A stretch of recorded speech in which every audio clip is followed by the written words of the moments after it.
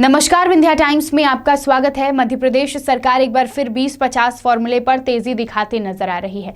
इसके तहत 50 की उम्र और 20 साल की सेवा पूरी कर चुके सरकारी कर्मचारियों के काम पर राज्य सरकार विशेष नजर रखेगी। ऐसे कर्मचारियों के दस्तावेज की छानबीन कर जानकारी मांगी गई है।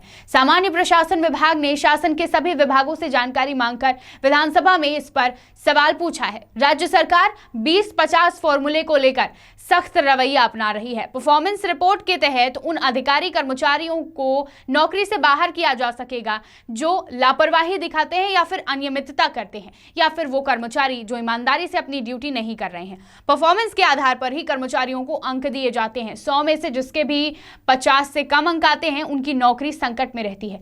केंद्र सरकार के इस फॉर्मूले पर राज्य सरकार ने भी 2018 में तेजी दिखाई। इसके तहत आईएएस अधिकारियों तक की रिपोर्ट खराब होने पर अनिवार्य सेवानिवृत्ति दे दी गई, लेकिन विधानसभा चुनाव के बाद इस पर काम होना बंद हो गया। अब एक बार फिर से इस पर काम शुरू हो रहा है। परफॉर्मेंस रिपोर्ट मांगी गई है, जिन पर कर्मचारियों की स्वास्थ्य रिपोर्ट में बार बार बीमार होना पाया जाएगा। उन्हें भी 20 साल की सेवा पूरी होने पर स्वैच्छिक सेवानिवृत्ति का विकल्प दिया जाएगा।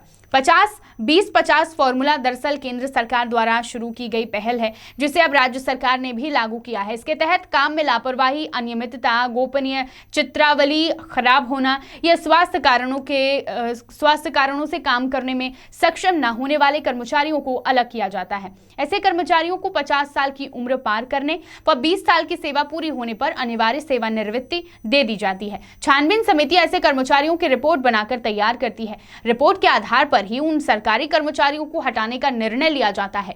कर्मचारियों के परफॉर्मेंस का आकलन गोपनीय चित्रावली में तय श्रेणियों के आधार पर किया जाता है। तो अब मध्य प्रदेश सरकार 20-50 फॉर्मूला पर शिवराज सरकार सख्त होती दिख रही है।